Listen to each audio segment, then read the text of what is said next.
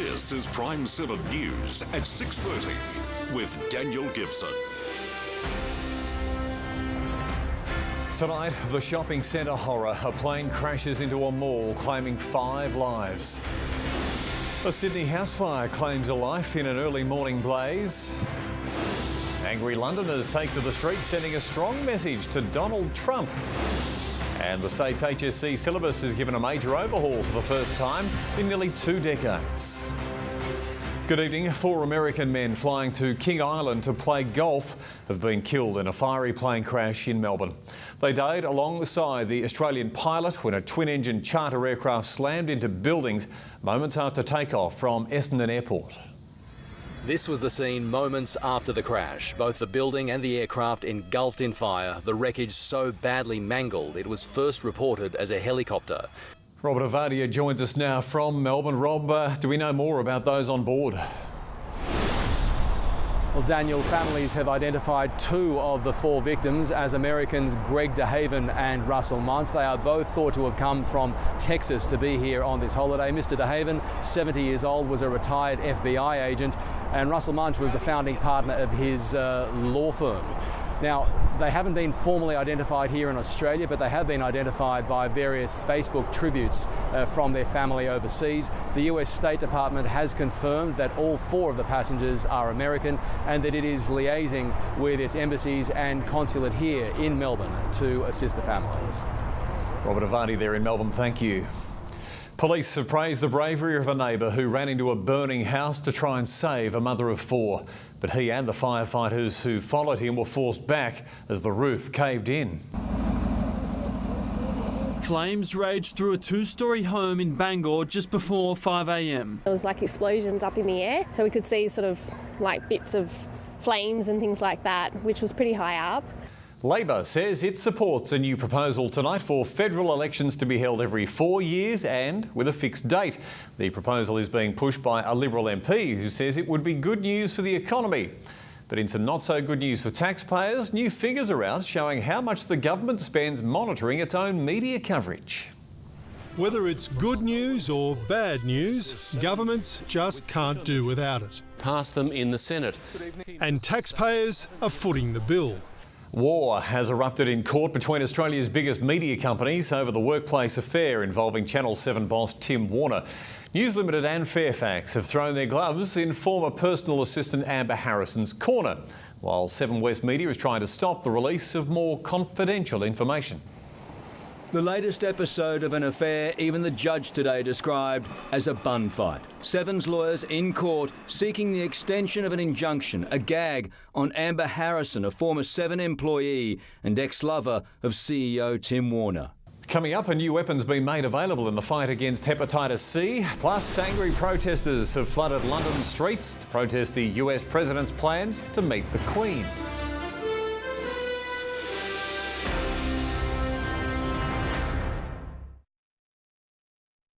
The driver accused of last weekend's WA highway rampage has been identified as divorced father of 2, Sean Southern. Detectives are yet to determine why the 45-year-old steered into oncoming traffic. Jenny Pratt was killed in the crash, while Southern remains in hospital in a critical but stable condition. Australia is set to make hepatitis C history within 10 years. It's all thanks to a new treatment named Zepatier. The medicine is also available on the Pharmaceutical Benefits Scheme. Hep C affects more than 230,000 Australians. Extraordinary security video has been obtained of the exact moment the half-brother of North Korea's dictator Kim Jong-un was assassinated. Kim Jong-nam's poisoning in an airport terminal in Kuala Lumpur has sparked a diplomatic row with North Korea, accusing Malaysia of working with the South. Strolling into Kuala Lumpur's airport and the final moments of his life. A man believed to be Kim Jong-nam checks his Macau-bound flight, but it's a trip he'll never take. Still on money and finance news, the share market has closed lower following some mixed earnings reports, but Rio Tinto were among the best performers. Shares in SEEK, they fell after a big drop in profit, and it was a mixed day for our big banks. The Aussie dollar hits at 76.69 US cents. Sports on the way. Aussie cricketer Shaun Marsh declared a certain starter for tomorrow's series opener against India. Plus, tennis fans in a frenzy over Roger Federer's plans for a Rafael Nadal team-up.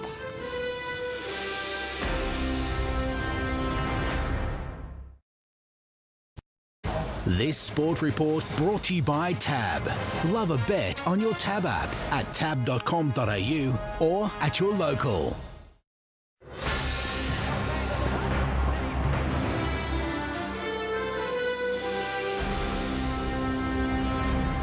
League immortal Andrew Johns is backing Mitchell Pearce to make a triumphant return to State of Origin this year. The Roosters halfback is ready for a huge season, his life back in order after last year's meltdown. Laurie Daly shared lunch with Wayne Pearce this afternoon. His son Mitchell was a hot topic of conversation. I'd love to see him back. He's in a really good place at the moment. Roger Federer wants Rafael Nadal as his doubles partner for the new Laver Cup. The Swiss master has joined forces with Thomas Berdych to promote the team's event, enjoying a leisurely hit while sailing under the historic Charles Bridge in Prague. It's pretty cool, isn't it? Federer, though, is still savouring his unforgettable Australian Open triumph. I do feel like I'm on cloud 9 still. It's been really very cool to not be playing a tournament right away. The European team will battle the rest of the world in September in honour of Aussie legend Rod Laver. Well, it's Wednesday tomorrow and it really is starting to warm up. The latest weather details are after the break. And thanks to Michaela for this stunning photo taken at Cumnock. Loving the colours. If you've got one, send it in.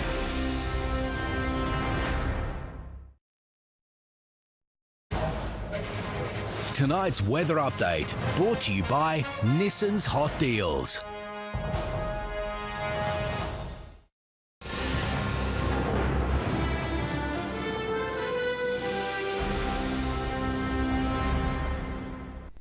Good evening, Guy Fenton here with your national weather. We have had some very cool nights across New South Wales and Victoria, but today we have started to see daytime temperatures start to climb more compared to the last couple of days, and some much hotter days are in store tomorrow and later this week as well.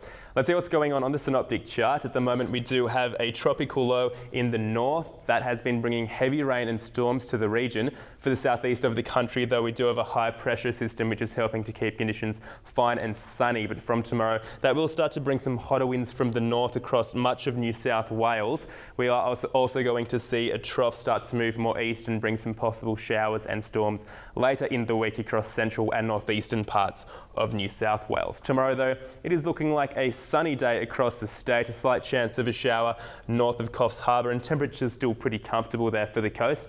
Daytime temps are starting to climb more for more inland areas. Tamworth at top of 34, Dubbo 36, still a bit on the cooler side around Orange and Wagga, and the nights really feeling more on the cooler side. Daytime temps are still climbing at top of 35 for you in Wagga. Now looking ahead to Sydney, temperatures not too bad tomorrow, a top of 27, but we are going to see a bit of a much hotter day in Melbourne, a top of 34, and some strong winds possible as well, up to 45 kilometres an hour, so do take care with those windy conditions.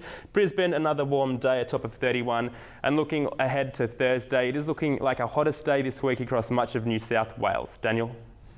And 37 for the Alice. Good on you, Guy. And that is your news for this Tuesday, the 21st of February. Thanks so much again for your company. I'm Daniel Gibson. Till I see you again, have a great night. Bye for now.